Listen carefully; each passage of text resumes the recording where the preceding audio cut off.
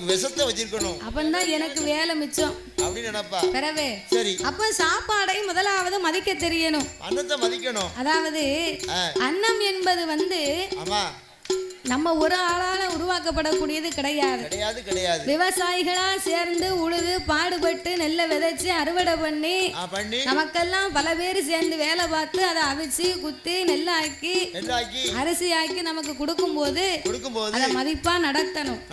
சாப்பாடு இல்லாம உயிர் வாழ முடியுமா ஐயா? ஒரு நேரம் சாப்பாடு இல்லைன்னா எந்த வேலை பார்த்தாலும் வெளிநாட்டுல வேலை பார்த்தாலும் உள்ளூர்ல வேலை பார்த்தாலும் போலீஸா இருந்தாலும் கலெக்டரா இருந்தாலும் மருத்துவரா இருந்தாலும் எப்பேற்பட்ட உயர்ந்த பதவியில இருந்தாலும் கடைசியில சாப்பாடத்தானே சாப்பிட வேணும். 12 மணி 1 மணி ஆயிட்டா பசி எடுத்தது இல்ல. அந்த நேரம் அன்னத்தை சாப்பாடத்தானே தேடுவோம். அதனால எவன் ஒருவன் அன்னத்தை மதிக்கவில்லையோ அவனுக்கு நான் ஒருபோதும் வழி இழப்பதில்லை அம்மா. கிடையாது அம்மா என்ற